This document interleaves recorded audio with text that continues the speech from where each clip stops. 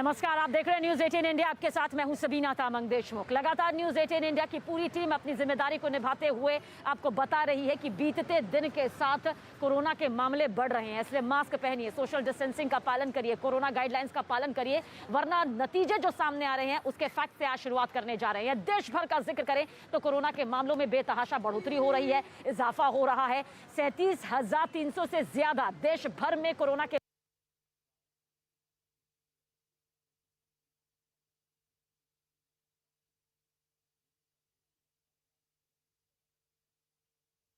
और इस वक्त आंकड़े क्या हैं पूरे देश में ये हम आपको बता रहे हैं। लेकिन राजधानी दिल्ली और महाराष्ट्र की अगर बात करें तो सबसे ज्यादा चुनौती और परेशानी इसी जगह पे है। एक एक करके हम आंकड़े आपको बता रहे हैं कि फिलहाल क्या स्थिति बनी हुई है। 23 ऐसे राज्य हैं जहां ओमिक्रॉन का भी खतरा है और कोरोना के आंकड़े बढ़ चुके हैं। देश की राजधानी दिल्ली की स्थिति यह है कि आज जो बैठक होनी है उसके जरिए ये कहा जा रहा है कि शायद कुछ ऐसे सख्त गाइडलाइंस फॉलो करने पड़ सकते हैं जिसके वजह से आप अपने घर में ही रहें अगर बहुत ज्यादा जरूरी ना हो। क्योंकि अब देश की राजधानी दिल्ली उस तरीके से ही अब कदम आगे बढ़ाते हुए जिससे लगे कि शायद लॉकडाउन की अब संभावना है यहाँ पे। लेकिन सब कुछ तय होगा कैसे? बैठक के जरिए। उस बैठक पे हम सभी की निगाह है। लेकिन महाराष्ट्र की बात करें तो वहां भी सख्ती और पाबंदी बहुत हद तक बढ़ा दी गई है, बहुत जरूरी भी है। लेकिन इस बीच हम अलग अलग जगहों की जब तस्वीरें दिखा रहे हैं तो उसमें सबसे कॉमन बात जो निकलकर सामने आ रही है वो ये कि बहुत हद तक लोग लापरवाह भी है। वो अपनी जिम्मेदारी को नहीं समझ रहे, वो प्रॉपर मास्क नहीं पहन रहे, बेवजह घर से बाहर निकल रहे, बिना मकसद घर से बाहर निकल रहे, जिसकी जरूरत अभी बिल्कुल ही नहीं है। जब तक सरकारें बहुत सख्त नहीं होती है तब तक शायद लोग भी अपनी लापरवाही नहीं छोड़ने वाले हैं। और हर बार जो हम लॉकडाउन की स्थिति से रूबरू होते हैं उसमें सबसे बड़ी जिम्मेदारी उन्हीं लोगों की होती है जो लोग बेहद लापरवाह होते हैं। प्रियंका इस वक्त हमारे साथ है। प्रियंका, मैं आपसे समझना चाहती हूं कि क्या दिल्ली अब उस तरीके से स्टेप बढ़ाते हुए जिससे लगे कि अब लॉकडाउन ही वो विकल्प है जिसके जरिए सब कुछ कंट्रोल हो सकता है? जी बिल्कुल, जब दिल्ली में एक बार फिर से मामले बढ़ने शुरू हुए थे तो एक ग्रेडेड रिएक्शन एक्शन प्लान बनाया गया था, रिस्पांस एक्शन प्लान बनाया गया था जिसपे 4 लेवल तय किए गए थे। तो येलो अलर्ट की बात तो हमने देखी, उसके बाद येलो, ऑरेंज, एम्बर, ऑरेंज और रेड अलर्ट की बात थी। तो 5% जैसे ही पॉजिटिविटी दर हो जाता है उसके बाद रेड अलर्ट लगने की बात थी। मैं तस्वीरें भी आपको साथ साथ दिखाती रही थी। देखिए, एक बस स्टैंड की तस्वीर आपको दिखा रहे हैं। तो रेड अलर्ट की जो बात है वो 5 जब आपका पॉजिटिविटी रेट हो जाए उसके बाद लगना था। और ऐसे में दिल्ली में फिलहाल 6.46% पॉजिटिविटी दर है। ऐसे में आज डीडीएमए की एक अहम बैठक होनी है तो उस पर यह फैसला लिया जाएगा क्या दिल्ली में रेड अलर्ट का साफ और सीधे शब्दों में मायने है लॉकडाउन, यानी कि एसेंशियल दुकानों के अलावा हर चीज़ बंद होगी। ये सीपी की मार्केट है जहां फिलहाल हम मौजूद है, जहां ऑड इवन के मुताबिक जो दुकानें हैं वो खुल रही हैं। लेकिन आज जो मीटिंग अभी 11 बजे होने वाली है उस पर कड़े फैसले लिए जा सकते हैं। पर क्या लोगों को रियायत दी जाएगी? क्योंकि देखा है हमने कि कितना समय लगा था लॉकडाउन के बाद वापस से ज़िंदगी को पटरी में आने के लिए। तो ये भी चीज़ें हैं जिनकी सरकार आज बात करेगी। एलजी की अध्यक्षता में ये मीटिंग होनी है, सरकार के नुमाइंदे भी वहाँ पर रहेंगे। और यहाँ जब हम बात करें लेवल 1 की, तो लेवल 1 में जो रेस्ट्रिक्शंस थी जैसे कि 50% कैपेसिटी में बस चलना, जैसे आप देख रहे हैं काफ़ी खाली बस नज़र आ रही है क्योंकि 50% पे ही चल रही है। मेट्रो स्टेशन के बाहर लंबी लाइन्स नज़र आ रही है क्योंकि वो अपनी एक्चुअल कैपेसिटी से केवल 10% यानी कि 2400 लोगों को ले जाने वाली मेट्रो अब केवल 200 लोगों को लेकर जाती है। और इसी तरीके की तस्वीरें ये जो फिलहाल इस वक्त भी अगर आपको बस स्टैंड में भीड़ नज़र आ रही है तो इसी के चलते नज़र आ रही है। लेकिन अगर रेड अलर्ट लगता है तो उसके सीधे मायने हैं कि दिल्ली मेट्रो बंद हो जाएंगी, जो ट्रांसपोर्ट सिस्टम है वो बंद होगा, जो दुकानें हैं, रेस्टोरेंट, बार्स हैं जिनको अभी भी खोला गया है रिस्ट्रिक्शंस के साथ वो बंद होंगे। और प्राइवेट दफ्तरों में और सरकारी दफ्तरों में जो लोग हैं उनके कामकाज पर भी इसका असर पड़ सकता है, उनको वर्क फ्रॉम होम भी दिया जा सकता है।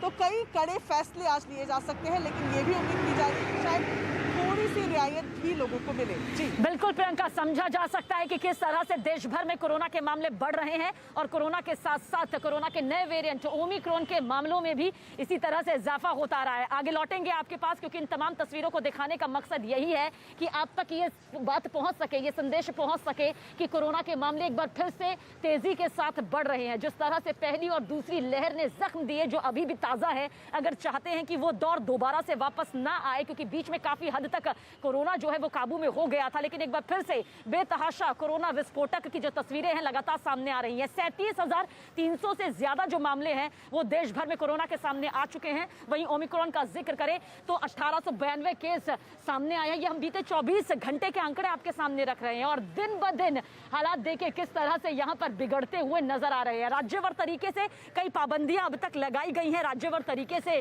कुछ ऐसी पाबंदियां हैं जिनके चलते कोरोना को काबू में करने की कोशिश की जा रही है। हालांकि मामले जो हैं वो लगातार सामने आ रहे हैं। कहीं लापरवाही दिखती है तो कहीं हम जानते हैं कि रोजमर्रा की जिंदगी को आगे बढ़ाने के लिए हर किसी को अपने घर से यहाँ पर निकलना पड़ रहा है। मजबूरी भी उनके सामने है कि इस महामारी के दौर में भी उन्हें अपना और अपनों का पेट पालने के लिए बाहर निकलना पड़ता है। लेकिन फिर भी हम सब लगातार यही कह रहे हैं कि मास्क के जरिए और सोशल डिस्टेंसिंग के जरिए आप अपने आप को महफूज रख सकते हैं। ये छोटे छोटे कदम आपको इस महामारी के मुंह में जाने से बचा सकती है। मुंबई का जिक्र कर लेते हैं। देखिए, महाराष्ट्र ओमिक्रॉन के मामले में नंबर 1 पर आ चुका है, जो कि अपने आप में बेहद गंभीर स्थिति यहां पर है। कोरोना के मामले सामने आ रहे हैं। किस तरह से विस्फोटक स्थिति यहां पर सामने आई है ये आपको बता देते हैं। मुंबई से सटे भिवंडी का अगर जिक्र हम यहां पर करें तो एक स्कूल में कोरोना विस्फोटक हुआ है। सोचिए, स्कूल में 30 लोग यहां पर जो हैं वो कोरोना संक्रमित पाए गए हैं। 28 बच्चे और 2 स्कूल स्टाफ जो है उन्हें कोरोना हुआ है, जो अपने आप में ये बता रहा है कि अगर एक को कोरोना होता है तो वो कितने लोगों को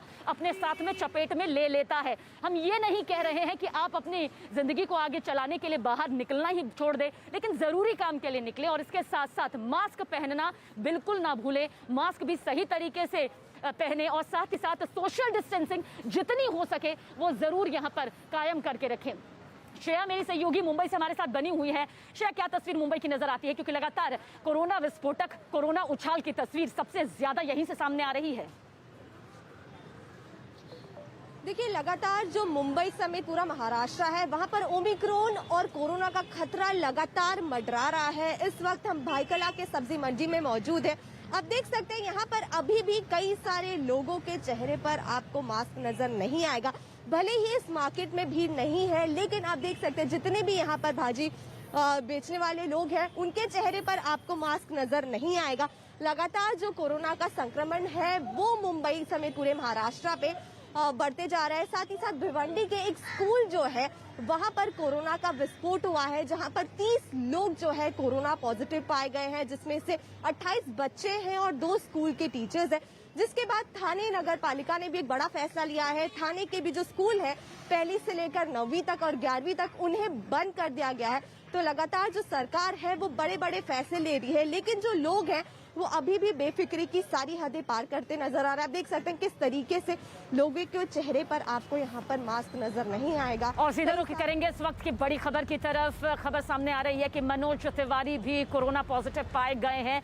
कोरोना की गिरफ्त में मनोज तिवारी यहां पर पाए गए हैं। इस वक्त की सबसे बड़ी खबर आप तक पहुंचा रहे हैं। जहां देश भर में आंकड़े सामने आ रहे हैं, वहीं पर कई मंत्री, कई विधायक, कई जनप्रतिनिधि जो हैं अब तक कोरोना की चपेट में आ चुके हैं, फिर चाहे महाराष्ट्र या बाकी राज्यों का जिक्र हम यहां पर करें। और इस बीच ये बड़ी खबर आप तक पहुंचा रहे हैं कि मनोज तिवारी भी कोरोना पॉजिटिव पाए गए हैं।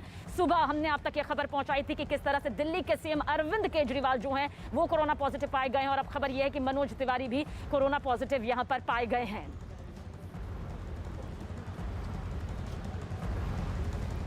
प्रियंका हमारी सहयोगी ज्यादा जानकारी के लिए इस वक्त हमारे साथ बनी हुई है। प्रियंका, खबर यहां पर सामने आ रही है कि मनोज तिवारी भी कोरोना पॉजिटिव पाए गए हैं। एक के बाद एक जनप्रतिनिधि जो है वो इस बीमारी की चपेट में आ रहे हैं। जी बिल्कुल, और ये इसलिए भी ज़्यादा खतरनाक है कि ये तमाम जनप्रतिनिधि फिलहाल चुनावों को लेकर जनसंपर्क कार्यक्रमों में भी शिरकत कर रहे हैं। केजरीवाल की अगर बात करें तो कल ही वो देहरादून में एक रैली को संबोधित कर रहे थे। मनोज तिवारी ने भी ट्वीट करके जानकारी दी है कि उनको हल्का बुखार महसूस हो रहा था, और उसके बाद जब उन्होंने टेस्ट करवाया तो उनकी कोविड जो रिपोर्ट है वो पॉजिटिव आई है। वो भी लगातार जनसंपर्क कार्यक्रमों में इन्वॉल्व है।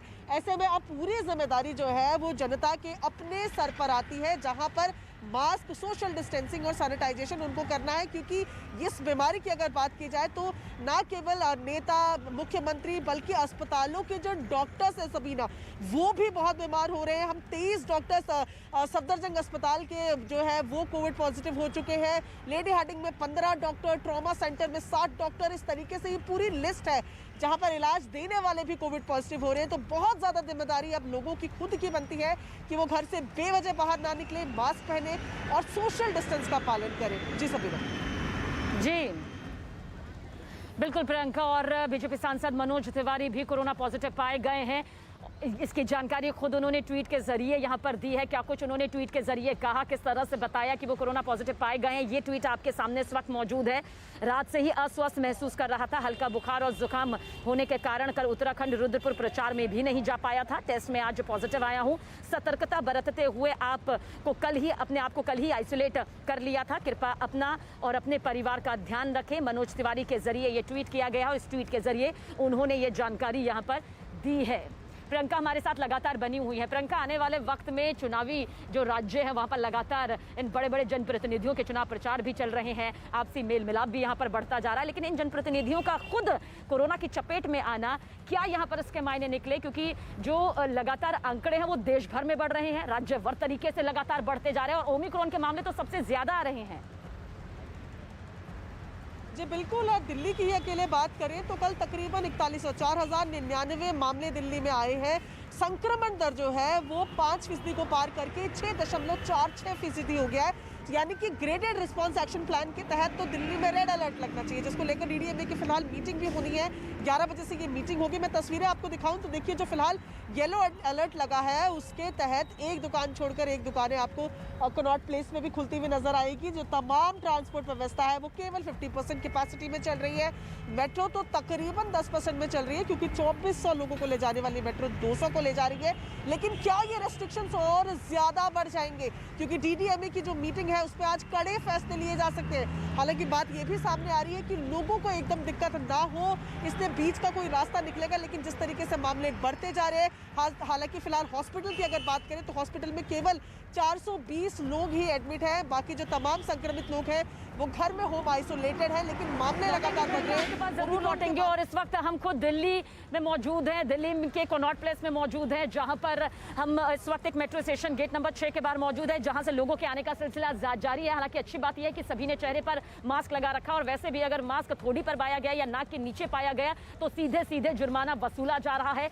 इस बीच एक बड़ी खबर आप तक पहुंचा दे। देखिए, महाराष्ट्र तो लगातार मामले बढ़ते जा ही रहे हैं, ओमिक्रॉन के मामले भी सामने आ रहे हैं। वहीं पर मुंबई के एक स्कूल में, मुंबई से सटे भिवंडी के एक स्कूल में कोरोना विस्फोट हुआ है। 30 जो लोग हैं वो कोरोना पॉजिटिव पाए गए हैं, जिनमें 28 बताया जा रहा है कि बच्चे हैं जिनके रिपोर्ट कोरोना पॉजिटिव आई है, और साथ ही साथ 2 जो हैं वो स्कूल का स्टाफ बताया जा रहा है। सोचिए किस तरह से लगातार एक के बाद एक कोरोना के जो मामले हैं एक बार में एक बाढ़ की तरह यहाँ पर सामने आ रहे हैं, जिन पर अभी इसी वक्त काबू किया जाना जरूरी है, जिसके लिए बहुत छोटी छोटी बातें हैं जिन्हें हम रोजमर्रा की जिंदगी में अपनाने से चूक रहे हैं। इसलिए बेहद जरूरी हो जाता है, जो तस्वीरें मेरे सहयोगी यहाँ पर दिखा रहे हैं उन्हें देखते हुए, इसे सीख लेते हुए हमें जरूरी हो जाता है कि जिम्मेदारी को निभाएं। हमारे साथ श्रेया लगातार बनी हुई है। श्रेया, आप सब्जी मंडी की तस्वीर दिखा रही हैं। हालांकि अमूमन बाकी शहरों की भी जो सब्जी मंडी है यही हाल नजर आ रहा है, और यही वजह है कि कोरोना विस्फोटक की तस्वीरें लगातार सामने आ रही है महाराष्ट्र से, मुंबई से। देखिए, मुंबई में जो केसेस हैं वो लगातार बढ़ रहे हैं। अगर हम मुंबई के कल की केसेस के बारे में बात करें तो मुंबई में कल जो कोरोना केसेस हैं वो 8000 से ज्यादा जो कोरोना मरीज हैं वो मुंबई में पाए गए हैं। अगर वहीं मैं 20 दिसंबर की बात करूं तो 20 दिसंबर तक मुंबई में सिर्फ 200 कोरोना के मरीज पाए गए थे, जिसके बाद लगातार जो कोरोना के आंकड़े हैं वो मुंबई में बढ़ते जा रहे हैं। इस वक्त हम भाईकला सब्जी मंडी में मौजूद हैं और लगातार मैं आपको यहाँ की तस्वीरें दिखा रही हूँ। आप देख सकते हैं यहाँ पर अभी भी कई सारे लोगों के चेहरे पर मास्क नजर नहीं आएगा। कई सारे ऐसे भी लोग हैं जिनका जो मास्क है वो नाक कर नीचे है। लगातार जो सरकार है वो लोगों से निवेदन कर रही है कि लोग जो है मास्क पहने रखें। लोग जहां भी जा रहे हैं मास्क पहनना जो है बेहद जरूरी है। वैक्सीनेशन लगाना काफी ज्यादा जरूरी है, पर लेकिन जो लोग हैं वो अभी भी बेफिक्री की सारी हदें पार कर रहे हैं। मुंबई के मार्केट समेत कई सारे सार्वजनिक जगहों पर भारी भीड़ नजर आ रही है। वैसे तो बीएमसी लगातार एक्शन में है। बीएमसी ने लगातार बीएमसी के मार्शल मुंबई के अलग अलग जगहों पर रखे हैं। जो भी मास्क नहीं पहनता उन्हें 200 का दंड दिया जाता है। लेकिन इस वक्त इस मार्केट में आपको कोई भी बीएमसी का मार्शल जो है वो नजर नहीं आएगा। इस मार्केट में लोग जो है लगातार बेफिक्री की सारी हदें आपको पार करते नजर आएंगे। भिवंडी के एक स्कूल में जो है कोरोना का विस्फोटक हुआ है, जिसके बाद बीएमसी ने भी बड़ा फैसला लिया है और थाने में भी जो स्कूल है 1 से लेकर 9वीं तक उन्हें बंद करने का फैसला। बिल्कुल, बीएमसी ने यह क्या फैसला लिया श्रेया, ये अपने दर्शकों को जल्द बता देते हैं। बड़ी खबर, जरूरी खबर है, क्योंकि ये जो फैसले यहाँ पर सामने आ रहे हैं उसे जनता तक पहुंचाना बेहद जरूरी हो जाता है, ताकि वो समझ सकें कि आखिर बढ़ते मामलों को लेकर क्या कुछ कदम यहाँ पर उठाए जा रहे हैं। मुंबई का जिक्र कर रहे हैं, बीएमसी ने क्या फैसला यहाँ पर लिया है वो आपको बता देते हैं। किसी भी इमारत या विंग में अगर 20% यानी कि 20% से ज्यादा मामले सामने आते हैं तो उस विंग को, उस इमारत को सील कर दिया जाएगा, यानी कि पूरी तरह से पाबंदी यहां पर लग जाएगी। उसमें से किसी भी शख्स के बाहर निकलने पर या अंदर आने पर इसे सील करने की प्रक्रिया पूरी कही जाती है, जिसे हमने पिछले साल भी देखा, उससे पिछले साल भी यहां पर देखा। और एक बात देखिए, फिर से बढ़ते आंकड़ों ने वहीं पर लाकर खड़ा कर दिया है, वही स्थिति यहां पर सामने आ गई है। बीएमसी ने साफ शब्दों में यहां पर यह आदेश जारी किया है कि अगर किसी भी इमारत या विंग में 20% से ज्यादा केस पाए जाते हैं कोरोना के, तो फिर उसके बाद जो है उस विंग को, उस इमारत को सील कर दिया जाएगा, यानी कि आना जाना उस इमारत से मुमकिन नहीं हो पाएगा। ये यहाँ पर फैसला जो है वो लिया गया है, बीएमसी की नई गाइडलाइंस के जरिए सामने आया है। और देश की राजधानी दिल्ली का भी हम लगातार जिक्र कर रहे हैं, क्योंकि दिल्ली में भी जिस तरह से मामले लगातार बढ़ते जा रहे हैं, कोरोना के भी और कोरोना के नए वेरिएंट के भी, इस बीच दिल्ली के मुख्यमंत्री अरविंद केजरीवाल भी कोरोना पॉजिटिव पाए गए हैं। दिल्ली के मुख्यमंत्री अरविंद केजरीवाल ने ट्वीट कर खुद इस बात की जानकारी दी कि वो कोरोना पॉजिटिव हो गए हैं। खुद को होम आइसोलेशन में उन्होंने रख लिया है, यानी कि क्वारंटीन में इस वक्त दिल्ली के सीएम अरविंद केजरीवाल है। माइल्ड सिम्टम्स, यानी कि बहुत ज्यादा गंभीर सिम्टम नहीं है, हल्के सिम्टम्स जो हैं, लक्षण जो हैं वो उनमें पाए गए, जिसके बाद जब उन्होंने अपना टेस्ट करवाया तो वो कोरोना पॉजिटिव पाए गए। ये भी उन्होंने कहा कि जो लोग भी इस दौरान उनके संपर्क में आए हैं वो भी अपना टेस्ट यहाँ पर करवाएं। ट्वीट कर दिल्ली के सीएम अरविंद केजरीवाल ने इस बात की जानकारी यहाँ पर दी है। हालांकि हल्के जो लक्षण है वो अरविंद केजरीवाल के अंदर यहाँ पर हैं, बहुत ज्यादा वो गंभीर नहीं है, इस बात की भी जानकारी हम पहुंचा दें। दिल्ली के मुख्यमंत्री अरविंद केजरीवाल, जिन्हें आज डीडीएमए की बैठक में भी शामिल होना था वर्चुअली, हालांकि इस बैठक को होना था उपराज्यपाल अनिल बैजल की तरफ से, ये पूरी बैठक जो है यहाँ पर सामने आने वाली थी, बड़े अधिकारी इसमें शामिल होने वाली थी, लेकिन ये आप देखिए कि किस तरह से सीएम अरविंद केजरीवाल खुद यहाँ पर कोरोना पॉजिटिव हो गए। हालांकि कई चुनावी सभाएं भी इस दौरान उनकी चल रही थी चुनावी राज्यों में। ट्वीट के जरिए क्या कुछ उन्होंने कहा है वो इस वक्त आपके सामने मौजूद है। अरविंद केजरीवाल ने यहाँ पर ट्वीट किया है और ट्वीट जो है उनका यहाँ पर इस वक्त आपके सामने मौजूद है, जिसके जरिए उन्होंने इस बात की जानकारी यहाँ पर दी कि किस तरह से वो कोरोना पॉजिटिव हुए हैं, हल्के जो लक्षण उनमें थे, उसके बाद उन्होंने खुद को होम आइसोलेशन में यहाँ पर रख लिया है। तो ये तस्वीर इस वक्त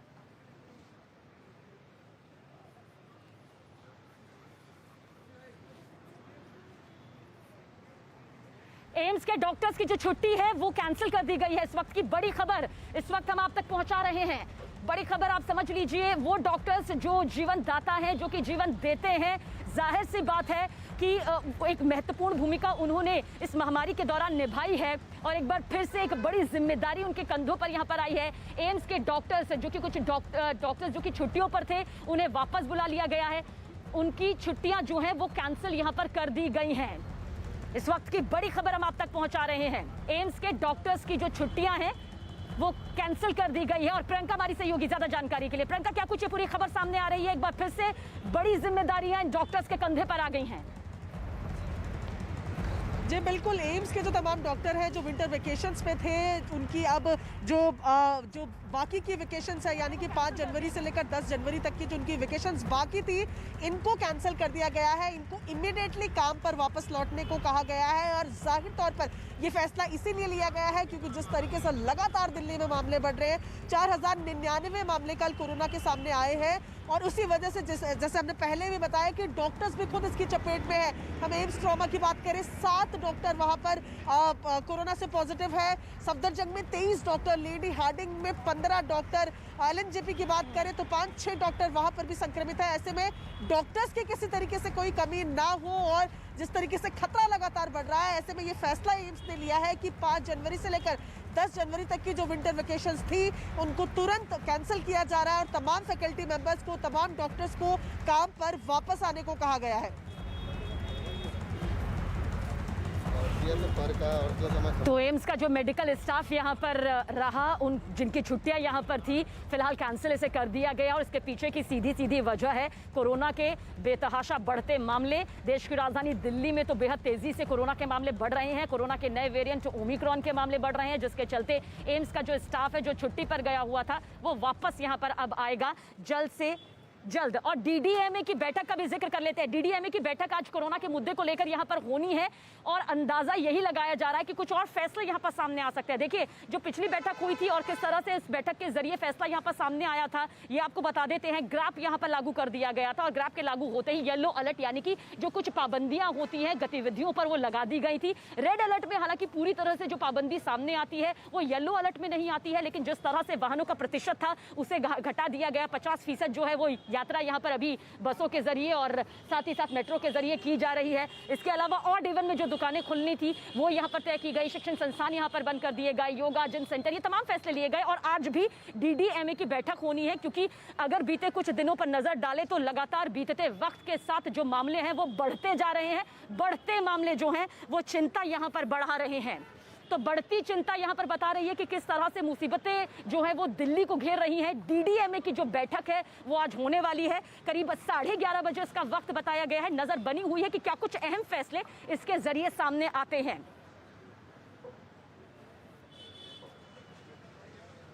तो दिल्ली में कोरोना के मामले लगातार बढ़ते जा रहे हैं और ओमिक्रॉन के मामले भी यहां पर लगातार बढ़ते जा रहे हैं। फैक्ट्स आपको यहां पर जरूर बताएंगे कि किस तरह से जो मामले हैं वो दिल्ली में सामने आए हैं। देखिए, 382 जो केस है वो महज ओमिक्रॉन मामले की है। ओमिक्रॉन कोरोना का वो नया वेरिएंट जो कि जीनोम सीक्वेंसिंग के जरिए मालूम चल पाता है, क्योंकि आरटीपीसीआर से ये मालूम नहीं चल पाता है। उससे सिर्फ ये मालूम चल पाता है कि आप कोरोना पॉजिटिव हैं या फिर नहीं है। उसके बाद जो सैंपलिंग के लिए जाता है वो है जीनोम सीक्वेंसिंग, जिसकी प्रक्रिया के तहत ये मालूम चल पाता है कि ओमिक्रॉन से आप ग्रसित तो नहीं है।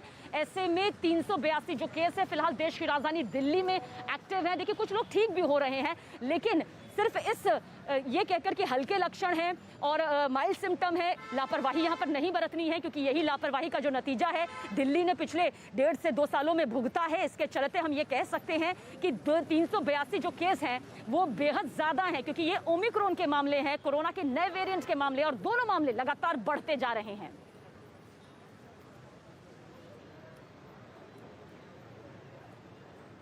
कल पॉजिटिविटी 59% और एक डेथ हुई थी। आज अभी थोड़ी देर में जो हेल्थ बुलेटिन इशू होगा उसमें लगभग 4000 के करीब पॉजिटिव केसेस हैं और पॉजिटिविटी 6.5% के करीब आने वाली है। अभी तक स्थिति बहुत ही कंट्रोल में है। मैंने जैसा बताया कि केसेस तो नंबर बढ़ रहे हैं, परंतु उसके प्रोपोर्शनेटली लोग सीरियस बीमार नहीं हो रहे हैं, अस्पताल नहीं जा रहे हैं, इसलिए बड़े संतोष की बात है। बट फिर भी ये कहेंगे नंबर ऐसा ना हो कि बहुत ही आउट ऑफ कंट्रोल हो जाए। अभी देखो 202 पेशेंट दिल्ली के अस्पतालों में हैं। पिछली बारी जब एक्टिव केसेस 8000 के आसपास थे तो अस्पतालों में 1000, 1500, 2000 लोग होते थे। तो संख्या बहुत ही कम है, परंतु ऐसा ना हो कि भी बाद में जाके बढ़ जाए। सतर्क रहने की जरूरत है। अभी ऐसा कुछ नहीं है कि नेक्स्ट लेवल पे जाने की जरूरत है। तो राज्यवार तरीके से मामले बढ़ रहे हैं और जो राज्य सरकारें हैं वो पाबंदियां भी यहां पर लगातार बढ़ाती जा रही हैं ताकि कोरोना के बढ़ते मामलों को काबू में रखा जा सके। पहले बीते साल जैसी स्थिति यहां पर सामने ना आए। इस बीच पंजाब का जिक्र कर लेना भी बेहद जरूरी हो जाता है। पंजाब में हालांकि पहले से ही कुछ पाबंदियां यहां पर लगाई गई हैं, लेकिन कुछ नई पाबंदियां यहां पर सामने आई है। डिटेल आप तक पहुंचा देते हैं। पंजाब सरकार की तरफ से एक बार फिर फैसला लिया गया है कि जो नाइट कर्फ्यू है उसकी तारीख को यहां पर बढ़ा दिया गया है। 15 जनवरी तक नाइट कर्फ्यू लग गया है। वक्त भी आप जान लीजिए, रात 10 बजे से सुबह 5 बजे तक ये नाइट कर्फ्यू पंजाब में लगाया गया है। साथ ही साथ स्कूल, कॉलेज और बाकी जो यूनिवर्सिटीज हैं वो पूरी तरह से बंद कर दिए गए हैं। ये बिल्कुल भी यहाँ पर नहीं खुलेंगे, यानी कि किसी भी तरह से जो फिलहाल शिक्षण संस्थान है उन्हें खोलने की इजाजत नहीं दी गई है। अभी फिलहाल इन पर पाबंदी लगी है। मास्क लगाना अनिवार्य कर दिया गया है, यानी कि मास्क जो भी नहीं लगाया और मिलेगा तो उसे सजा भुगतनी पड़ सकती है। होटल, पब 50% क्षमता के साथ यहाँ पर बढ़ते हुए नजर आते हैं। और इस वक्त की बड़ी खबर पंजाब से जुड़े ही बता देते हैं। पटियाला में 100 छात्र पॉजिटिव पाए गए हैं, कोरोना पॉजिटिव पाए गए हैं, जिसके चलते हॉस्टल को सील कर दिया गया है। इस वक्त की बड़ी खबर देखिए किस तरह से पंजाब के पटियाला से सामने आ रही है। पटियाला से जुड़ी यह खबर है। करीब 100 छात्र कोरोना पॉजिटिव पाए गए हैं, जिसके चलते जो हालात हैं उसे देखते हुए मुख्यमंत्री चरणजीत सिंह चन्नी ने स्वास्थ्य शिक्षा मंत्री राजकुमार वेरका और अधिकारियों के साथ ये बैठक की है। हॉस्टल खाली करवाने समेत दूसरे जरूरी दिशा निर्देश जो हैं जल्द से जल्द उठाने के लिए कहे हैं कि ये कदम कदम उठा लिए जाने चाहिए? बताया जा रहा है कि आज सीएम चन्नी एक और बड़ी बैठक करने वाले हैं जिनमें पूरी तरह से कुछ और फैसले भी लिए जा सकते हैं। जो रिपोर्ट आ रही है कि बच्चे जो है वो कोरोना पॉजिटिव हो गए हैं और वहाँ पे 1000 के करीब हमारे पास बच्चा है जिसको हम हॉस्टल खाली करा के शिफ्ट कर रहे हैं। ऐसी ही रिपोर्ट आदेश यूनिवर्सिटी से भी प्राप्त हो रही है। वहाँ भी हर तरह के एहतियात लिया जा रहा है और सिचुएशन अंडर कंट्रोल है और सभी हमने मेडिकल एक्सपर्ट को, डॉक्टर्स को, टीमों को वहां लगा दिया गया है और सभी के टेस्ट किए जा रहे हैं। पटियाला के डिप्टी कमिश्नर और पुलिस को इसके लिए सख्त हिदायत जारी की गई है कि वो सिचुएशन के ऊपर ध्यान रखें। और आइए मध्य प्रदेश से जुड़ी जानकारी भी आप तक पहुंचा दें। मध्य प्रदेश में भी जो मामले हैं वो लगातार बढ़ते जा रहे हैं। मध्य प्रदेश के मुख्यमंत्री शिवराज सिंह चौहान ने कहा है कि मास्क ही इसका सबसे बड़ा उपाय है। क्या कुछ उनके जरिए कहा गया है, क्योंकि वो जानते हैं कि मध्य प्रदेश से भी मामले पिछले कोरोना महामारी में भी सामने आए हैं, चाहे वो पहला चरण हो या दूसरा चरण हो। ऐसे में तीसरी लहर की आहट यहाँ पर सीएम शिवराज सिंह चौहान की तरफ से अंदेशा इसका जताया गया है, क्योंकि कोरोना संक्रमण लगातार बढ़ता जा रहा है। इंदौर और भोपाल के जो केस हैं वो सबसे ज्यादा सामने आ रहे हैं। क्या कुछ उन्होंने कहा, सुनिए आप भी। कोविड की तीसरी लहर की आहट है। पूरे मध्य प्रदेश में 221 पॉजिटिव केस आए हैं। बाकी जिलों में भी केसेस आ रहे हैं, जबलपुर में, ग्वालियर में, उज्जैन में। कोविड की तीसरी लहर तो आ रही है, लेकिन हमको बहादुरी से और समझदारी से इसका मुकाबला करना है कि नहीं करना है। और इसी के साथ मध्य प्रदेश के चिकित्सा शिक्षा मंत्री विश्वास सारंग ने हमारे सहयोगी से बातचीत की। इस दौरान क्या कुछ उन्होंने कोरोना के बढ़ते मामलों को लेकर कहा है, किस पाबंदी का यहां पर और किस अनिवार्यता का जिक्र उन्होंने इस दौरान किया है, ये भी आप जरूर देखें। मध्य प्रदेश के मुख्यमंत्री शिवराज सिंह चौहान ने कोरोना के बढ़ते आंकड़ों के बाद सीधे तौर पर कहा है कि कोरोना की तीसरी लहर तो आ रही है। इस वक्त हम हैं भोपाल के सरोजिनी नायडू स्कूल में, जहां पर 15 से 18 साल के बच्चों को लगातार सरकार की तरफ से कोशिश है कि ज़्यादा से ज़्यादा बच्चों का वैक्सीनेशन हो। हमारे साथ हैं चिकित्सा शिक्षा मंत्री विश्वास सारंग। सर, मुख्यमंत्री सीधे तौर पर कह रहे हैं कोरोना की तीसरी लहर तो आ रही है। निश्चित रूप से देखिए, जिस प्रकार से आंकड़े तेजी से बढ़े हैं, हम सबको विचार करना होगा। 500% एकदम से इजाफा हुआ है। हम पिछले हफ्ते और इस हफ्ते में देखेंगे तो केवल मध्य प्रदेश की बात नहीं है, दुनिया में बाकी देशों में देखेंगे, देश के बाकी राज्यों में देखेंगे, निश्चित रूप से स्थिति हमें चिंतनीय है। पर इससे घबराना नहीं है, इसका सामना करना है, क्योंकि अब ये वायरस तो है और इसलिए सबसे महत्वपूर्ण है कि हम कोरोना प्रोटोकॉल का ध्यान रखें, मास्क लगाएं और उससे ज़्यादा जो कारगर है वो है वैक्सीन। तो माननीय प्रधानमंत्री जी को मैं बहुत धन्यवाद दूंगा कि उन्होंने अब इस देश में लगभग 146 करोड़ लोगों को वैक्सीन लग चुकी है और उन्होंने जो 15 से 18 साल के सेगमेंट को जो ये सौगात दी है उसको भी शिरोधार्य किया है अभिभावकों ने। और इसीलिए तो देखिए, मध्य प्रदेश की हम बात करें, कल 10 लाख लोगों को हमने वैक्सीन लगाई। 48 लाख को आपको लगानी है। हमें मध्य प्रदेश में 48 लाख 15 से 18 साल का सेगमेंट है और हम 20 जनवरी तक लगाएंगे। हमारे मुख्यमंत्री जी ने ये टारगेट दिया है। लेकिन और इसमें एक सवाल पैदा होता है सर, ये जनता जानना चाहती है, मुख्यमंत्री कह रहे हैं बाजार खुले रहेंगे, स्कूल चलते रहें, लेकिन क्या ये लॉकडाउन की भी आहट है? नहीं, देखिए, अभी किसी भी तरह के लॉकडाउन का कोई निर्णय नहीं लिया है, क्योंकि आर्थिक गतिविधि भी हमें चलानी है, ये बहुत महत्वपूर्ण है। इसीलिए हमारे लिए ये बहुत महत्वपूर्ण है कि हम कोरोना प्रोटोकॉल का ध्यान रखें, अपने को सुरक्षित भी रखें। और इस बीच एक और बड़ी खबर आप तक पहुंचा देते हैं। लखनऊ के मेदांता अस्पताल के 40 स्टाफ जो हैं वो कोरोना पॉजिटिव पाए गए हैं। देखिए किस तरह से यहाँ भी कोरोना विस्फोट हुआ है। एक के बाद एक खबरें यहाँ पर सामने आ रही हैं जो ये बता रही हैं कि देश भर में किस तरह से बेतहाशा जो मामले हैं वो बढ़ रहे हैं। अमित हमारे सहयोगी ज्यादा जानकारी के लिए। अमित, क्या कुछ जानकारी मिल रही है आपको मेदांता अस्पताल से जुड़ी हुई?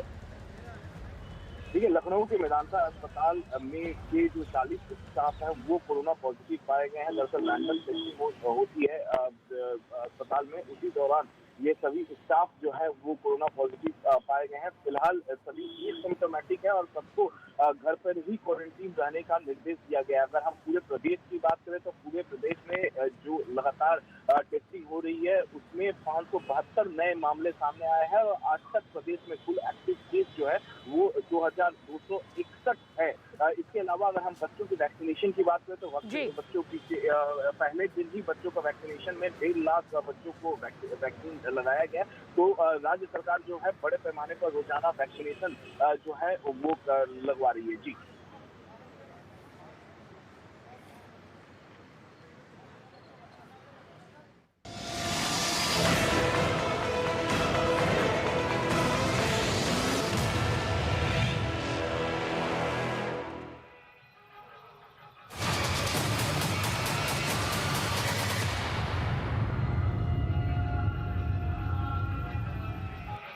नमस्कार, आप देख रहे हैं न्यूज 18 इंडिया। आपके साथ मैं हूं रवि ठाकुर। इस वक्त हम यूपी के देवबंद में मौजूद हैं, जहां आज यूपी के मुख्यमंत्री योगी आदित्यनाथ एटीएस सेंटर का शिलान्यास करने पहुंच रहे हैं।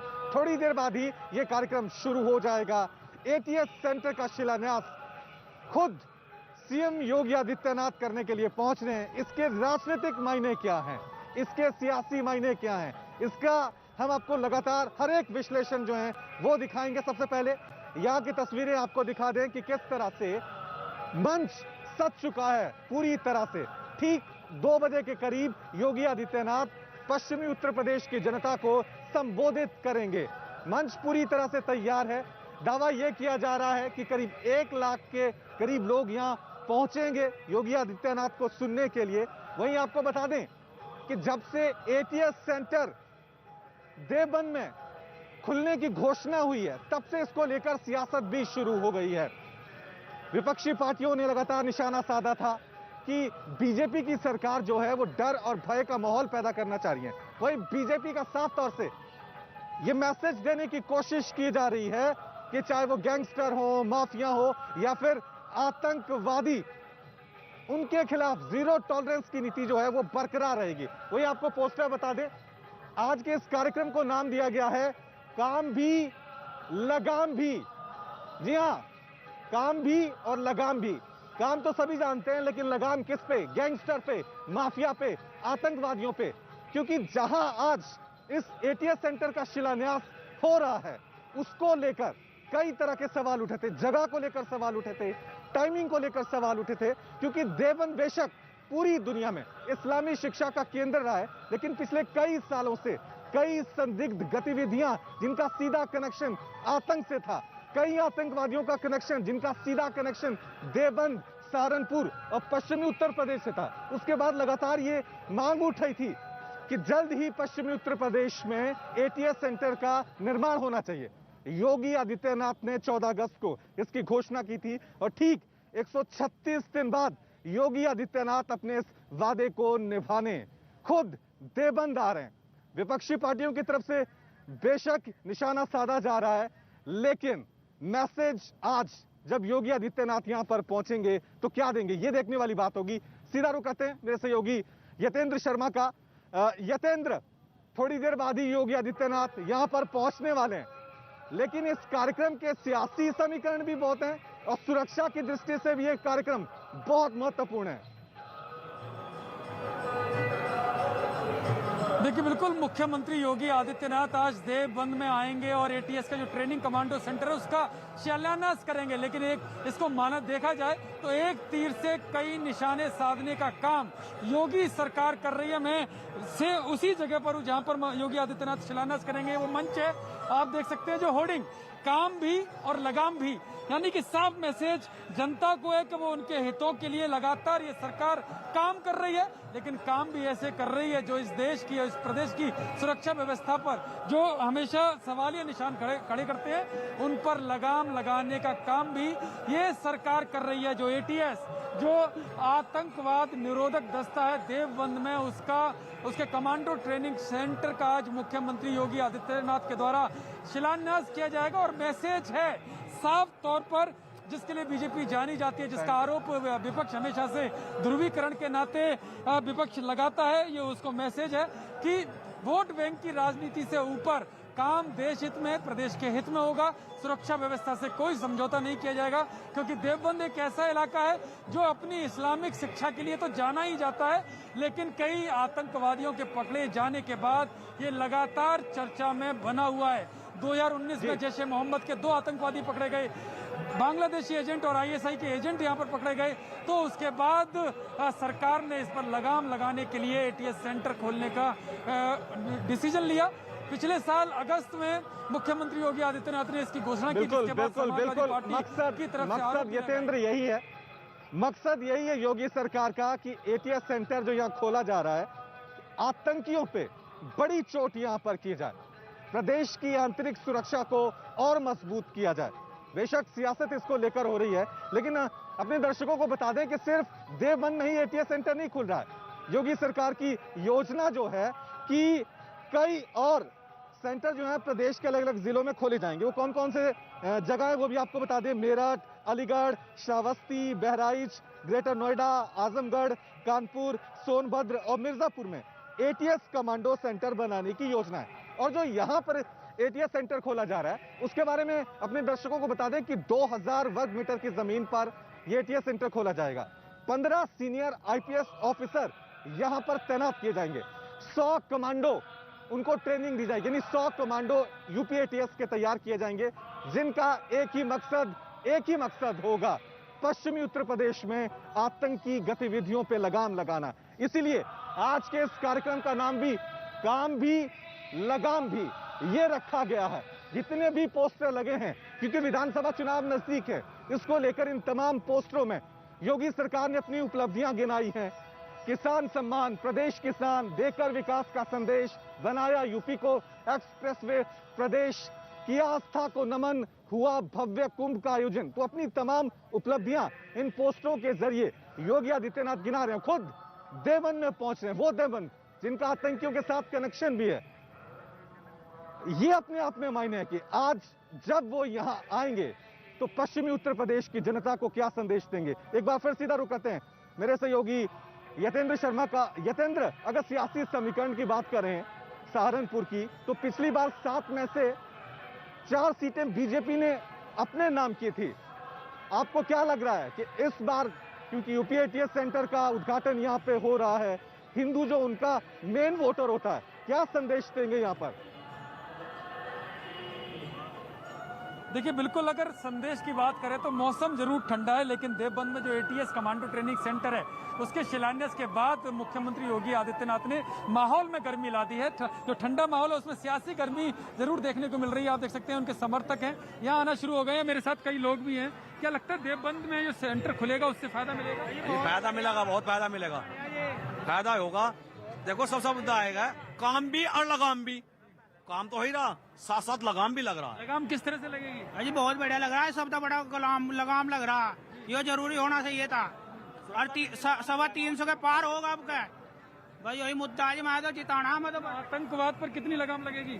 पहले तो मैं धन्यवाद करना चाहूंगा अपने विधायक जी का, कुंवर विजय सिंह जी का, जिन्होंने ATS सेंटर की मांग की थी और आज उनकी कामना पूरी भी हो गई है। तो आतंकवाद पे आप देख लो, ATS सेंटर जब देवबंद के तार पहले से ही विदेशों से जुड़े हुए हैं, तो ATS सेंटर खुलने के बाद तो उन पे बिल्कुल लगाम लग जाएगी। मैं धन्यवाद करना चाहूँगा अपने विजय सिंह विधायक जी का, जिसकी वजह से आज हमारे यहाँ आदित्य योगी नाथ जी पधार रहे हैं हमारी देवबंद भूमि पर। उनकी वजह से ही आज ATS सेंटर की स्थापना हो रही है।